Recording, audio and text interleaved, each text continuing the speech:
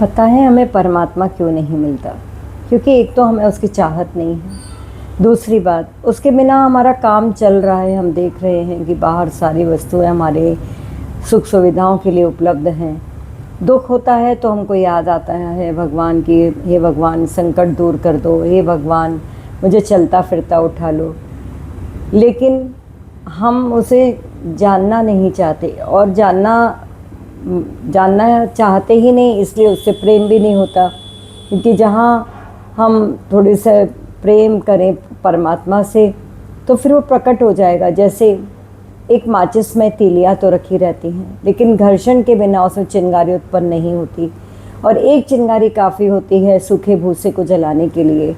अगर गीली घास है तो नहीं जलेगी। ऐसे ही हमारे भीतर अगर संसार भरा है और हम कितने भी तीर्थ हो आएँ तो उसका पुण्य फल अवश्य मिलेगा, लेकिन हमें परमात्मा से मिलन कभी नहीं होगा, क्योंकि वो बाहर नहीं भीतर है।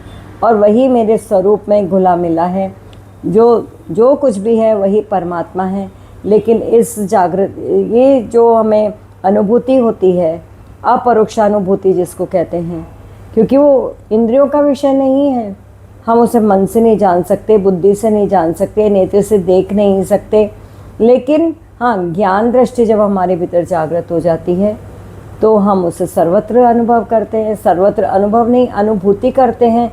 बोध हो जाता है कि वही वही है, तब जा कर के हमें आनंद की प्राप्ति होती है और हम आवागमन से मुक्त हो जाते हैं। लेकिन हमारी चाहना संसार में आके बदल ही जाती है।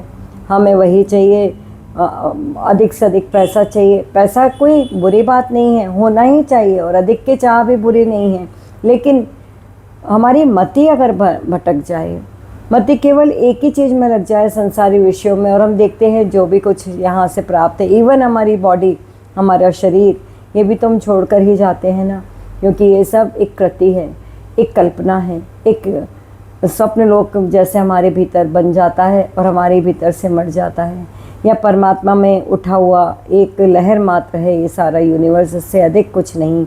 ये सच्चाई तभी समझ में आएगी ना जब हम नींद से उठ जाएं, मोह निशा से उठ जाएं, तभी तो हम जान पाएंगे। और फिर वही तो हमारा शिव तत्व से मिलन है। शिव में लय होने का अर्थ तो यही है।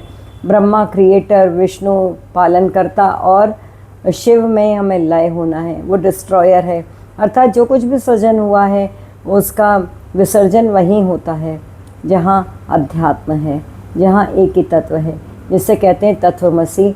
या गुरु जिसका उपदेश करते हैं ब्रह्मास्मि कह के बोलते हैं, अहम आत्मा प्रज्ञानम ब्रह्म, मैं ही आत्मा, वो जो ज्ञान स्वरूप है वही ब्रह्म है। तो वहाँ तक पहुँचने की यात्रा होश से चालू होती है। जय श्री कृष्ण।